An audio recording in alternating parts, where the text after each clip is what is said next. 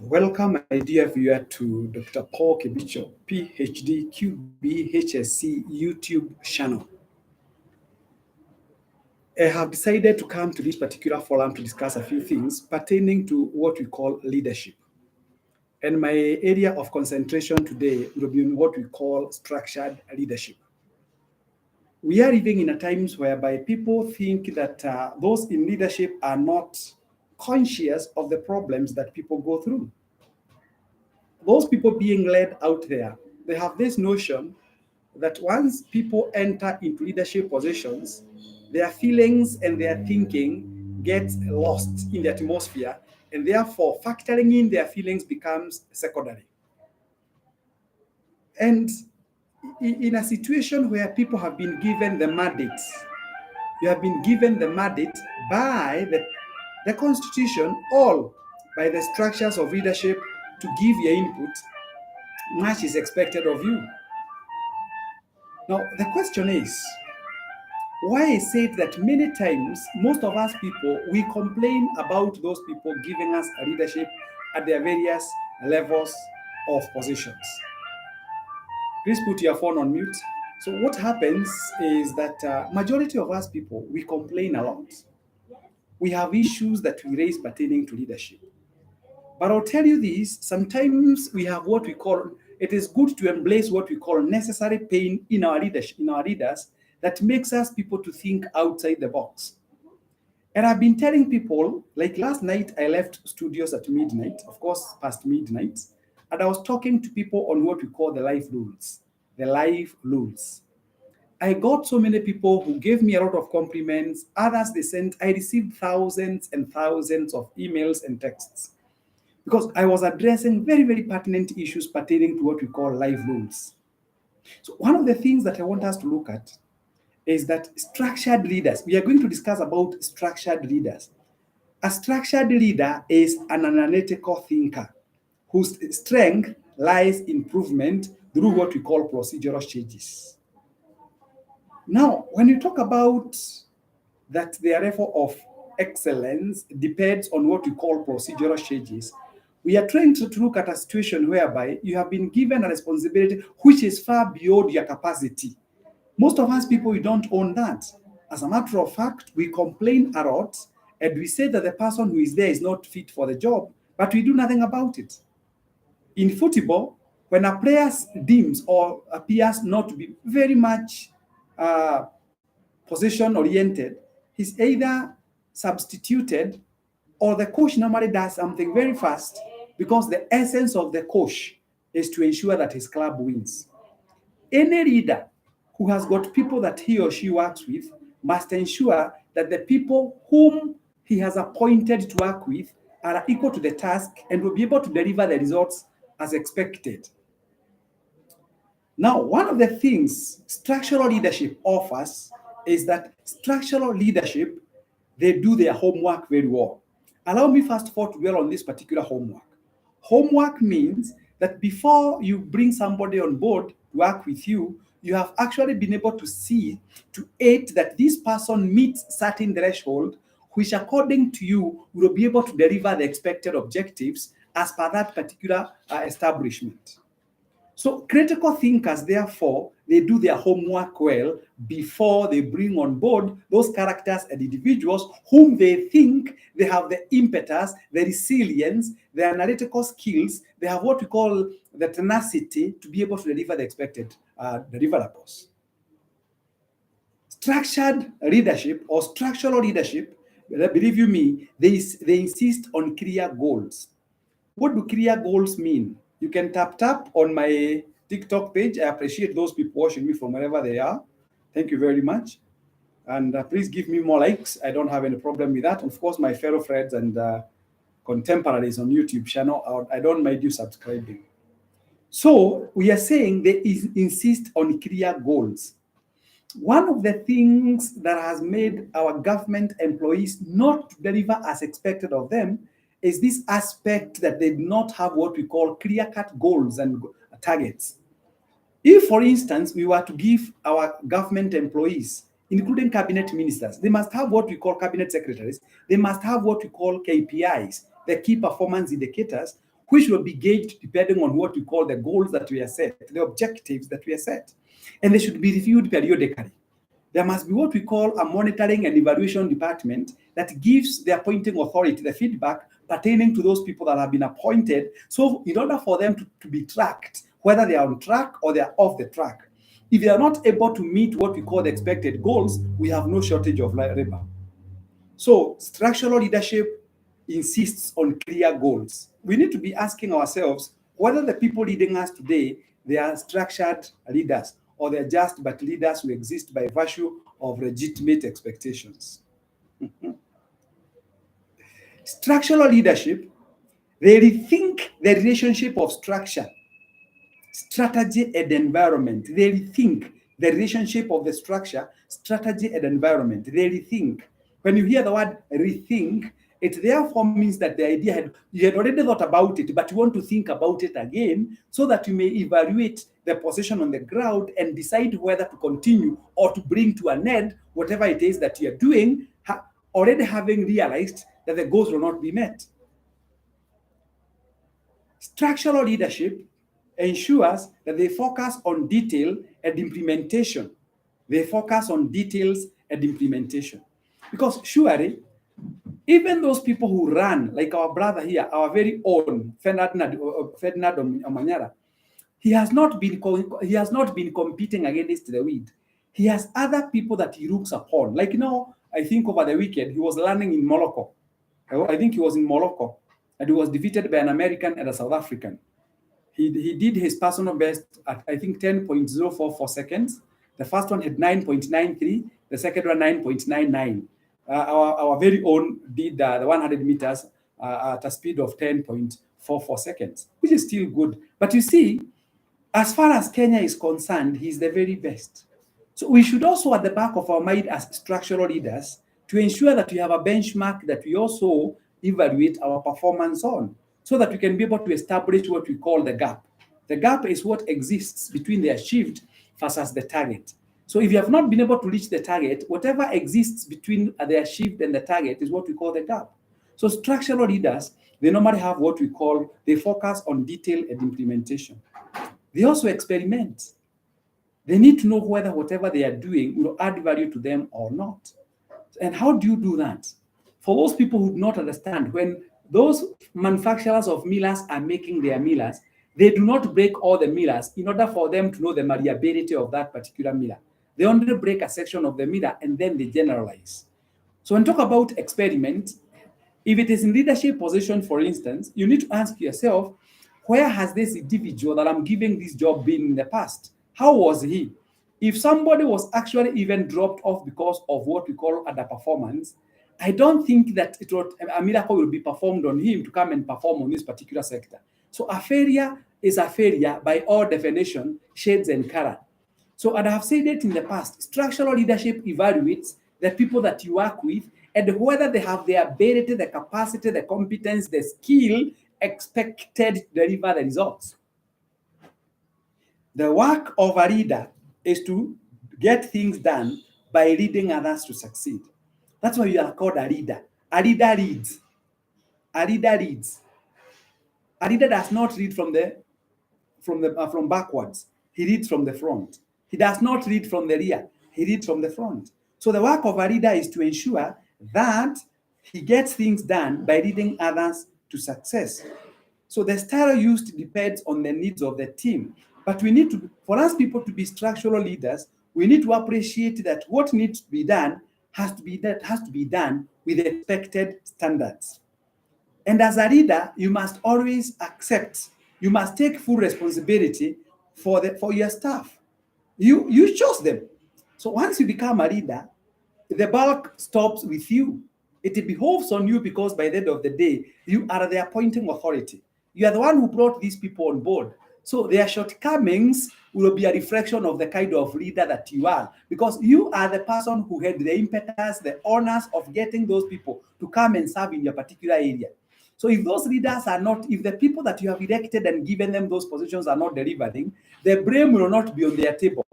The blame will come to the appointing authority, because we say the product is as good as the process that produced it. Oh my goodness. If I philosophize someone, the product is as good as the process that produced it. So if you realize that the product is not good, the entire process then is faulty. So we are saying, as a leader, you must take full responsibility for your staff members because you chose them. You assigned them those responsibilities. Then you must also therefore manage them with a certain level of expectations. And if they're not meeting your expectations, it is incumbent upon you, therefore, to crack the whip. You have no business maintaining people who will, by the end of the day, bring you down. So if for sure, and we've been saying that small little hole that you see in a ship, that small little hole that you see in a ship will sink the entire Titanic. So the beauty of life is that you, having been bestowed upon all the powers appertaining to those appointments, you are at liberty to make what we call decisions that will eventually make you succeed in your endeavor to turn around things that you had actually looked forward to. So we are saying is you are 100% responsible. And therefore, we do not go blaming the people who are not adding up to your expectations. You will be the person to be blamed. So if you're a leader there and you're a manager, and you're working with individuals who are sabotaging what it is that you want to be done, don't come giving us stories. We have already been given the powers that pertains to that particular docket that you have, and it is incumbent upon you to make decisions. And by the end of the day, you must appreciate one thing. It is in the moment of decision making that you shape your destiny. We have somebody we refer to as a participative reader. Participative reader means you must also participate in the process of getting the expected results. And you make the people that you work with feel that you really care about them. And over and above all, you have created friendship that will enable you to deliver the expected results. But this friendship should not be misconstrued to mean that this person now has gotten what we call the room and the space to play around with you. No. You need to treat them with patience, yes, with respect, yes, and understanding, but not at the expense of the results that ought to be gotten. So a good leader, therefore, must ensure that as much as you are a participative leader, you are not going to jeopardize the very reason as to why you started a certain journey. That is very key to note. You must also be a servant leader. A servant leader means you should get out of your way to ensure that whatever it is that you wanted to be done is done. But being a servant leader does not necessarily mean that you go down to where those people, those working with you are. It is ensuring that the environment that those people are working in is friendly. It is a very friendly environment that is conducive for them to be able to do what is expected of them. Again, you must also appear once again to be on the front line when it comes to giving orders and what ought to be done. If as a leader I'm corrupt, do I have the audacity to go telling my other people that I lead that corruption is bad? So when you become a servant leader, you must therefore portray and depict a picture of somebody who is conscious of the environment operating on, and you, by so doing, you also become contagious to the working modus operandi of the people that you lead, so that by the end of the day, you are in tandem and you resonate towards the overall goal that you want to be achieved. You must allow people to independently think. Independent thinkers normally turns around institutions. Do not do not hold people's thinking. Let people think in the environment, but let them think that they are thinking within the quantums of the expected deliverables. Anybody who comes with an idea should not be trampled upon. It is good to listen, because by listening, you see what it is that can work for you as an organization and what can be adopted, and therefore give the people that you lead space. Now, the situation that has been there for quite a long time, since time immemorial, is that many people fear their leaders. Sometimes you fear of what we call being victimized. That if I give this particular idea, will it resonate with my boss? So those people who fear when they are working with their boss, they don't add value to the institution. It is good to speak up your mind as long as you know whatever you're talking about has relevance to the institution. It may not even be captured in the document of delivery, But there is nothing that should stop any employee from giving an idea whose time has come, which may go a long way in boosting the performance of a department or an organization. So you need to allow people to have freedom that may go a long way in giving positive effect to the institution that you read.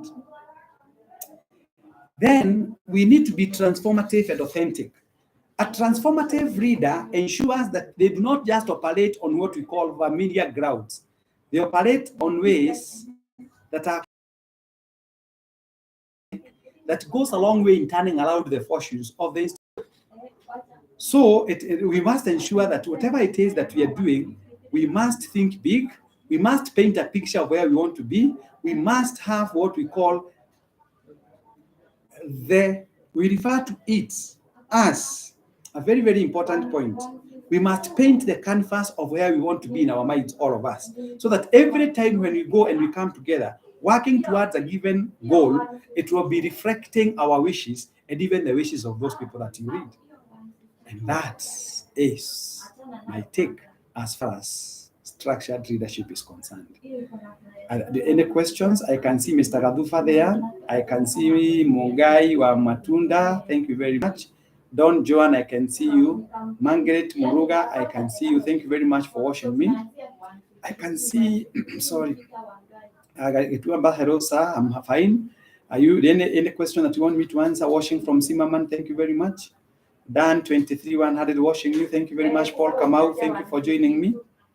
Is there any question that you want me to answer regarding to or pertaining to structural leadership? And that is my take. So, ladies and gentlemen, we must ask ourselves, are we structural leadership? Once we do that, we'll be able to answer a few questions that have been left unattended by many individuals. May God bless you. Patty, thank you very much. Do you give, I don't give loans to businesses. I was not talking about loans. I was talking about leadership. Talk of how to implement policies that might lock the boat in the organization. Thank you very much, Princess Susi, Elanga Akasusi.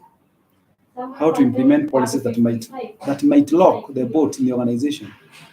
That statement is not clear. Talk of how to implement policies that might lock. You see, that might lock. When talk about implementing policies, the policies that you want to implement must be in line with what we call your overall objectives for your organization. And then you must ensure that you have what we call a clear-cut monitoring and evaluation that keeps their eyes open to ensure that whatever it is that you're doing is in line with that objective. So, and again, something else that you must do at any given time, you must keep asking yourself, are you on track? Are you doing what ought to be done? And that one helps you now to keep yourself on track. And any shortcomings seen and witnessed in the process should be addressed before the boat is lost from within. Felona, thank you. Ezekiel, thank you. Mitu Wanziema, thank you. Any other question? Any other question? My viewers on YouTube channel, I'm responding to questions on my TikTok. Well, can you please talk about house tax that government wants to put? Locking the boat means that employees might not be happy. Yeah, you see, one of the things that you must ensure is that you are the vision carrier. And being the vision carrier and the dream carrier, it therefore gives you a lot of responsibilities to ensure that you sell the ideas to your employees so that at any given time, they can understand where you want to go. So the buck stops with you as the employer. Make the employees know why did you start that business in the first place? What is it that you want to achieve? And who are the people behind that? And what requires to be done? And is there any team spirit? But that should be communicated by the employer so that everybody may know what it is that they need to do. I think that is clear. Well, the issue of how talk about house tax, the issue of how this 3% housing tax, it has not yet been called a tax, but it has got similarities and characteristics of a tax. Well, personally, I have a lot of reservations about it. I do not want to, I'm only going to give my independent opinion, but we need to be very realistic. When we talk about paying 3% tax, If you are paying 2,500 shillings per month, in a year, in a month, how much is that? That is 30,000 shillings. Multiplied by 12. That is 30,000 shillings. By the way, 2,500 per month, it is 30,000 shillings per year. So if you multiply 30,000 by 10 years, that is 300,000 shillings. If you multiply by 20 years, that is 600,000 shillings. The question is, even if it was to act as a deposit towards a house worth 1.5 million shillings, then how many more years do you require to repay that loan? It requires to be revisited. That idea is not very, very palatable. It requires to be given a serious thought. So for me, the house tax has got so many gaps. It has got so many loose ends that requires to be joined together. And the government should think in terms of looking for another avenue, which is people friendly, for them to be able to raise the money that they need to run the economy. Please talk about the inflation, the interest of SACCO. Of the SACCO is 12% again. Inflation. I hope you understand what is inflation. Inflation is when the cost of goods and services continue rising while the income remains stagnant, and therefore the purchasing power of the currency is reduced. So when we talk about the interest rate of the SACCO, 12%, it is 1% per month at reducing balance, but you have other benefits that you enjoy, and therefore the interest rate of a SACCO is 6.75%, 6.7% effective rate, meaning that if you were to do the calculations from an economics point of view, by virtue of you getting dividends from the principal amount that you have saved with them, the interest of the SACCO is low, and it also helps you to have some money to put either food on the table, because at the moment our inflation rate in Kenya is 9.2%. So the remainder of the money that remains after paying the interest rate of the SACCO becomes now what we call as a safety net for you. So the interest rates for SACCOs are the best as opposed to banks. The inflation, the government has a lot to do with the inflation. There are so many things. Inflation, when the cost of fuel goes up, the government is actually intending to raise what we call VAT from 8% to 16%. Everything in Kenya rotates around what we call fuel. So the moment that tax goes up, if the cost of living goes up, which may occasion what we call higher inflation rates.